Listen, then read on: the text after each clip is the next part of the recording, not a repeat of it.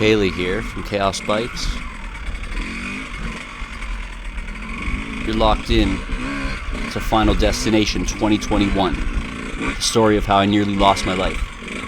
Make sure you stick around to the end. You're going to get to see everything as it happened. You're going to get to ride along with us. You're going to get to meet the guys. You're going to see how it all went down. I want to give a huge thank you to my crew, Papa John, Cole, Craig, Curtis, Mike, and everyone else who helped get me out of there that day.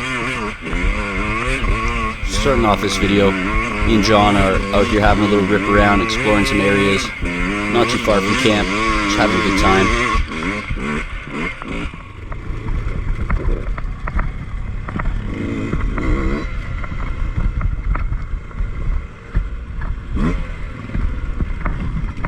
We end up finding this turnoff into the unknown, so we decided to take it and see where it leads.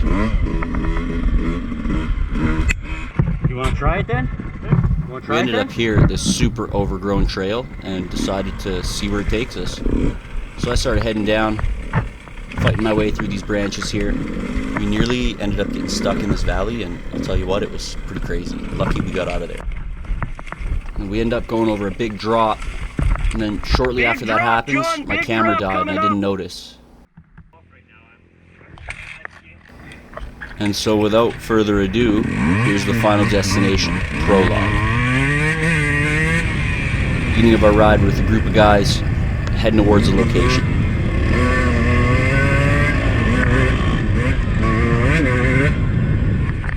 Now we've made it to the hidden entrance, so we're heading down into this secret location. Cole's got some hella bent bars here, but he's still giving her shit. And as we come up to this field, we parked the bikes and we went and cleared the trail to make it a little easier to get through. Park your bike here somewhere, because it was pretty grown over. All right, we're back at this fucking gnarly hill climb that I got talked out of last year.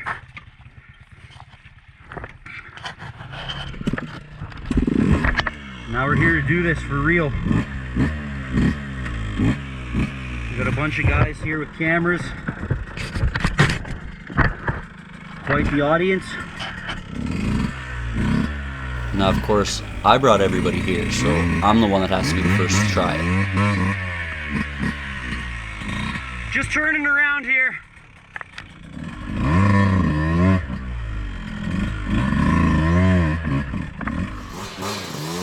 Here we are with Craig manning the third-person camera. Just turning around here. It'll give you a good idea of the hill we're about to climb.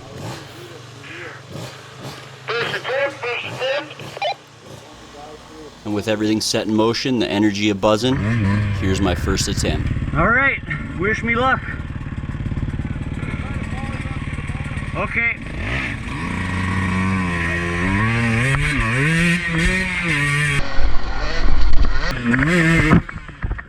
I ended up taking out Mike's camera and actually ended up breaking the lens on it. Decent recovery. I knocked your cameras down. I lost it coming up there.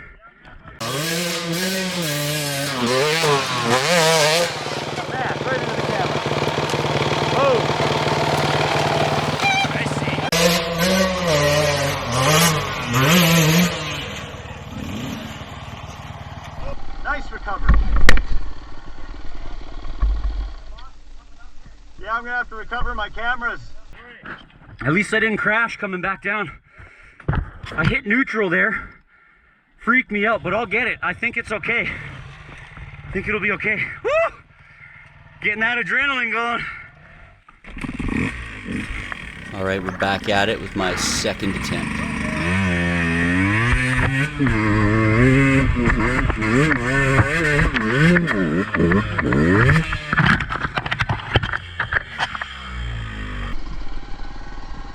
Go for it!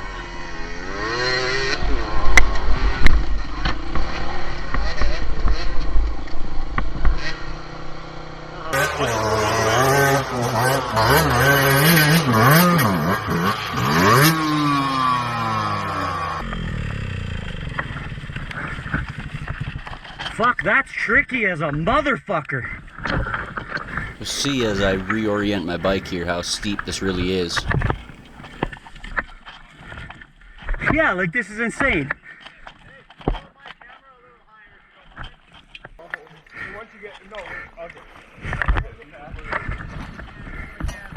Holy moly! Don't worry about no camera. And with that, we'll roll right into my third attempt. This is fucking nuts. Executing perfect pivot turns takes practice, but I've been working on it. Coming up with my third attempt. Start heading up the hill. Front end comes up a little high. I get my feet off the bike. Bike comes around. Yeah, that's fucking baller! That's so crazy, dude. Holy fuck, man. You can hear John in the background saying, "You had it." Woo, that's fucking crazy. And you'll That's see here really these roots scary, are just man. absolutely awful. They're every which direction, they're slippery, and they're big. Alright, we on board with Papa John.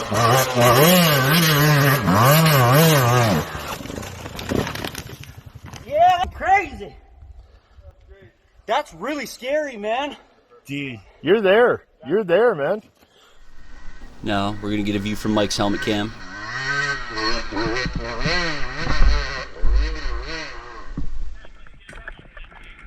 Roll it out. We'll give her a shot, Mike. This somewhat ominous footage is some of the last that you see me being ambulatory and mobile before things go completely sideways.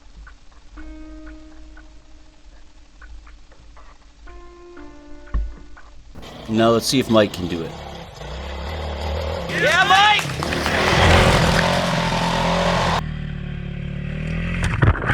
Solid attempt, getting a chance to feel it out. It's not as easy as it looks. Mike's second attempt. Nice recovery.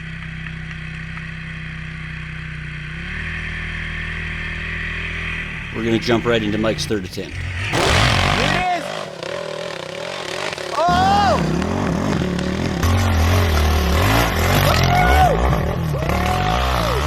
Mike made it up the right side. He didn't take the same line that I was aiming for, but nonetheless he made it. Now let's see how he makes it back down.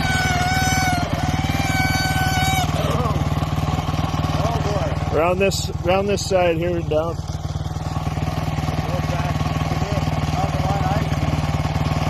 Don't go, there's a stump there, eh? Or a rock.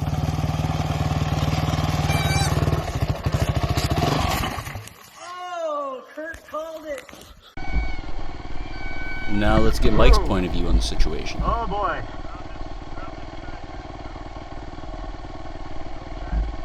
That's not the line I see.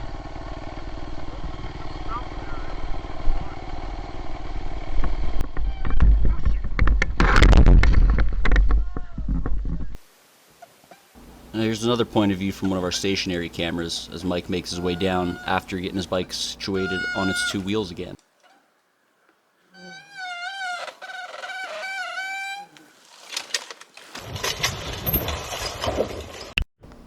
Now we're on to my fourth attempt. This is where the signs of trouble start. Yeah.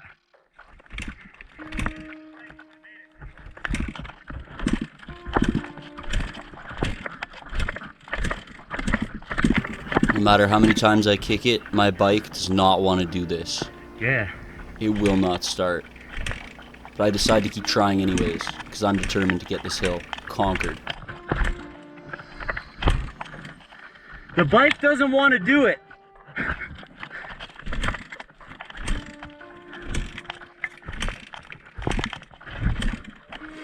But against my better judgment, despite the warnings, I decide to get her going anyway with a bump start.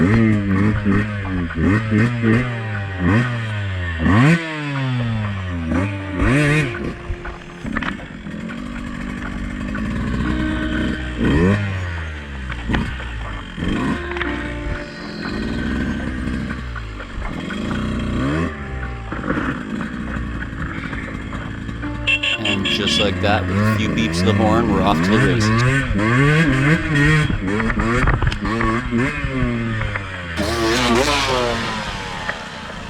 Picked the wrong line, almost went right into Craig there, and didn't get very far, unfortunately. Now, we're on board with my Wait! 5th attempt. It's a pretty solid attempt. Now, when you get back on the bike, you can see I was going for Mike's line, but I just didn't quite make it. It's super loose and uneven up here. It's pretty steep, too. And you'll notice I wasn't quite as excited about that attempt. My energy's starting to get low at this point. It wasn't terrible. Good try, dude. Good try. Great footage, great footage. That was clean until I fucking went, oh shit. I should have just committed harder. And commit harder, I did. But maybe not hard enough.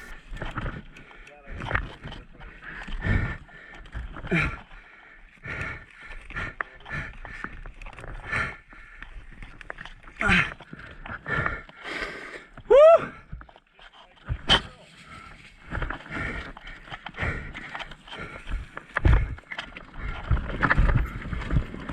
The following footage features photos, video, and audio from a real life-threatening crash. Viewer discretion is advised. Do not try this at home.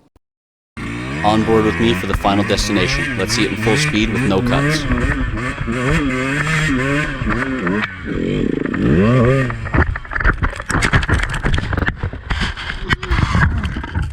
You can see that before I even let out my first scream, the bike is off of me. I'm fine. Shout out to Craig for keeping that camera safe. Helmet. Thanks, buddy. Good work.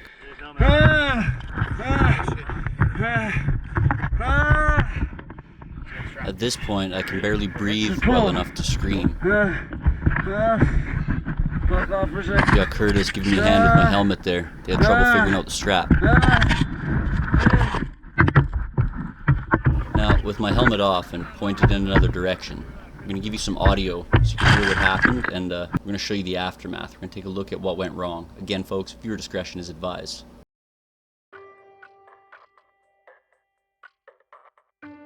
"30 seconds post-crash, we have everybody running down from the top of the hill. And now you get to hear some audio clips and see some up-close pictures of what happened. No, you can't yet. Get the bike out of the way. Easy backpack. Yeah, got you.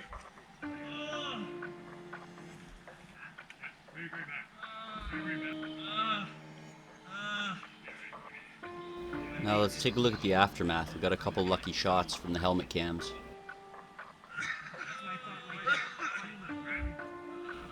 A couple of shots of me 7 hours later, lucky to be alive and not paralyzed. And then 2 weeks later, you'll see I got bruises and broken bones all over the place. I'm going to tell you a bit more about the story in a few minutes. My helmet fell in such a way where I was lucky to capture everyone else walking out with the gear, trying to find a way to make the situation a little better.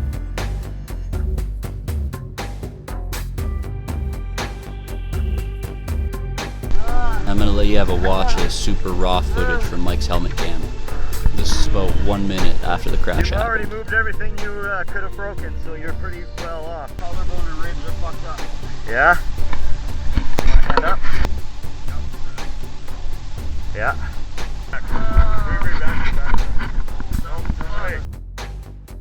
We fashioned a basic sling so I could walk my ass out of there. See it from some other angles and see if we can find out what went wrong.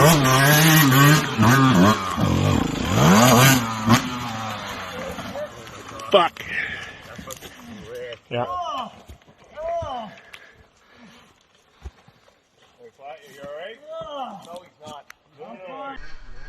Now we're on board with Mike again. He was sitting on the side of the hill, and super close call. He almost gets mushed by my bike as well. There was almost two of us completely obliterated at the bottom of this crazy hill.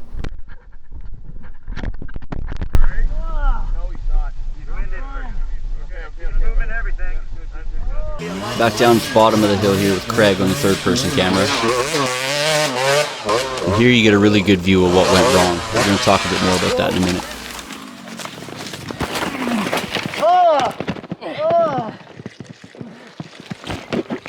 Are you alright? No, he's not. He's winded. He's okay. He's moving everything. Yeah, good.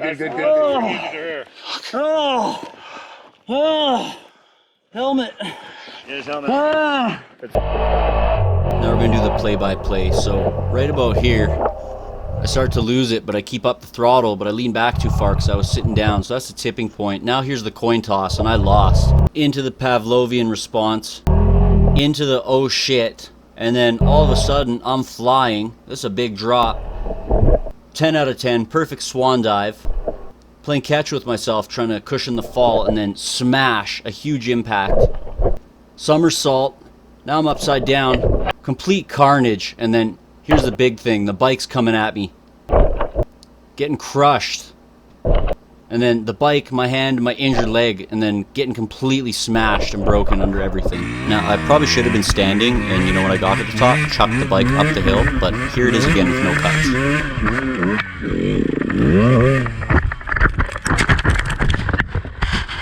The absolute worst experience of my life. Here's the epilogue. 5 seconds is all it took to change my life. Thankfully, I walked away under my own power. It could have been much, much worse. Not all are this lucky. With no real option to be airlifted out due to our location, and my vitality fading fast, we had to make a move. The decision was made for me to begin the long and brutal walk to the road. It took over 2 hours to walk back to the road, and took every ounce of strength and badassery and fortitude I could muster. Every tiny movement, every step was excruciating. Gasping for air, barely able to move, the journey to the road didn't feel humanly possible. And then, like a shining beacon in the distance, after several grueling hours, the road finally came into view. I believed that the most difficult journey of my life was coming to an end. But I was wrong. That was only the beginning of a long and arduous trek out of the bush and to the hospital. Stuck and injured several kilometers from camp, Craig ran back to grab his vehicle and attempt a rescue. Thankfully, the vehicle was waiting as I approached the road. It was a weight off my shoulders, and with painkillers kicking in, I got a boost of energy. I made decent pace for the last leg of my walking journey. Once I was helped to situate myself in the front seat, I figured it would be smooth sailing to a quick exodus. And again, I would be proven wrong in short order. Little did I realize my injuries were so severe, it took another hour of crawling at roughly 1 kilometer an hour over the bumpy, rough, and loose terrain. As we approached camp, another realization hit me. We were camped about 15 kilometers from the entrance of McLean. 15 rough and excruciating kilometers. And in the meantime, I needed to get service to call for a ride out, so cue the captain taking me deeper in and through the awful terrain once again. Once we made it to higher elevation, I was able to place a call to my mom to come get me. After yet another excruciating and slow drive through the trails, we made it back to camp again. Now, nothing left to do but wait. Bruised, broken, and barely breathing, time was at a standstill. After about another hour, my ride showed up, and thus began another harrowing trek, back to pavement and civilization. And then another hour or more of incredibly slow driving through untamed terrain ensued, every bump and shift nearly knocking me unconscious. Finally, the tires hit the pavement, the speed increased, and the rough terrain smoothed to a more tolerable pace. Had a quick stop at home on the way to emergency, and then changed to cleaner clothes and got prepared for what was likely to be a long and painful wait. And roughly 7 hours after the crash, I arrived at the emergency department. Once I was finally waiting in line at the hospital, it was a who's who of injuries and sickness coupled with a 4-hour wait. We made friends with some other riders and shared our stories, but before too long, I was called into triage. And within 60 seconds, triage took over and expedited me to the front of the line. Everything seemed to be happening at warp speed. I was placed in a wheelchair, was donned a neck brace, and rushed to a room with several waiting nurses. And they were passing me all kinds of commands, don't look around, don't move, stare at the dot on the ceiling, and that kind of thing. At this point, I informed them that I walked out under my own power, and they informed me, we're in control now, just relax. After an IV of Toradol, I was rushed into X-ray. This process was surprisingly relatively quick and painless, even despite the nurses moving me around. Unfortunately, in their haste, the wrong side was X-rayed, which led me to be juggled between rooms and procedures for a little while before being left to await my X-ray results. Finally, several hours later, they were able to confirm that my neck was not broken. What a huge relief. But what they did find is an obviously broken collarbone and badly bruised, possibly fractured ribs. And so there I sat, waiting, my collarbone broken, out of place and clearly visible through the skin, thinking, they must be planning to put this back in place. They can't just leave me like this, can they? But leaving it as it was the intended plan. My mind was in an uproar, so much uncertainty, so much pain. Unable to move my shoulder or arm, I begged for mercy from the visceral sensation. Now left in a private room, awaiting discharge, painkillers faded, I came to a terrible realization. My riding season is certainly over. And the next dose of reality, all my stuff was left at camp, and now I have no way to get it home. After making it back home from emergency, I had a very awkward shower and an awful sleep. The sun coming up again signaled the start of the next leg of this adventure and a new reality, collecting my gear. So, on a heavy dose of painkillers, I made my way back out to camp, slow going and rough. I arrived to a very surprised to see me group of campers who welcomed me back and helped me get comfortable. I planned to enjoy the rest of my weekend, no matter what. I kept seated and enjoyed a couple drinks and some smoke, as well as all the action I would have otherwise missed. And then came bedtime. My bed was not set up. Things were everywhere, and I could barely move. It took most of my energy to fend off the pain and prepare somewhere to rest my badly broken bones. Only a seated position would do. Once in bed, sleep came quickly. And as the sun rose again on my battered body, another reality check set in. Things won't be the same for some time now. Barely able to move, I had to dig for my painkillers to dull the blinding pain and the visceral emotion and defeat. Only to find out I'm no longer able to do simple things for myself, such as getting out of bed. And after some help from the campmates, I was up and on my feet, ready to figure out a solution to get everything home. The day was mostly uneventful, back to service, to call for some extra hands and for someone to drive my rig home, and an all-hands-on-deck situation to help collect my entire camp, items, and all my toys. All that was left was the final, treacherous, and slow journey back home to rest. Despite the immense planning and preparation, we simply didn't consider all the options. We had no spotters, no vehicles in range, no stretchers, and no quick exodus plan. We didn't even have a backup plan, and this is why I almost lost my life that day. If it weren't for the quick action and quick thinking of my crew, I may not be here today to show you this video. Another huge shout out and thanks from the bottom of my heart to the crew who helped save me. Papa John, Mike Mazzara, Craig, Cole, Curtis, the captain, my mom, and Matt. Without you, I may never have been able to get to help. Thanks for watching.